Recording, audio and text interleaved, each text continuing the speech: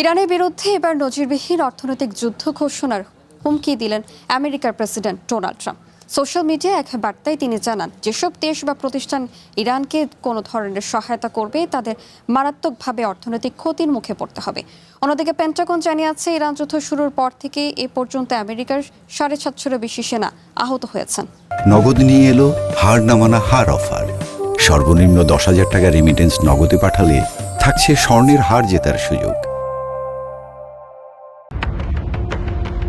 নিজের সামাজিক যোগাযোগ মাধ্যম ট্রুথ সোশ্যালে দেয়া এক দীর্ঘ পোস্টে আমেরিকার প্রেসিডেন্ট ডোনাল্ড ট্রাম্প ইরানের বিরুদ্ধে কঠোর পদক্ষেপের ঘোষণা দিয়েছেন। ট্রাম্পের দাবি, চুক্তি করার সবচেয়ে বড় সুযোগটা ইরান হাতছাড়া করেছে। তাই এখন থেকে দেশটির ওপর নজিরবিহীন অর্থনৈতিক চাপ ও নিষেধাজ্ঞা আরোপ করা হবে। সতর্ক করে দিয়ে ট্রাম্প জানান, যেসব দেশ, ব্যাংক, ব্যবসা প্রতিষ্ঠান কিংবা বিমানবন্দর ইরানকে যে কোনো উপায়ে সাহায্য করবে তাদের বিরুদ্ধেও কঠিন পদক্ষেপ নেওয়া হবে। সেই সাথে তেলের কেনাবেচা ও আর্থিক লেনদেন অবিলম্বে বন্ধের আহ্বান জানান তিনি। এদিকে সংঘাত শুরুর পর থেকে নিজেদের সামরিক ক্ষয়ক্ষতির নতুন হিসাব দিয়েছে পেন্টাগন। আমেরিকার প্রতিরক্ষা দপ্তরের তথ্য মতে, অপারেশন এপিক ফিউরি ও সাম্প্রতিক সামরিক অভিযানে এ পর্যন্ত 18 জন আমেরিকান সেনা নিহত হয়েছেন। আহত হয়েছেন অন্তত 757 জন। ওয়াশিংটন ও তেহরানের মধ্যকার কূটনৈতিক আলোচনা থমকে থাকায় সামরিক উত্তেজনা কমার কোনো লক্ষণ নেই।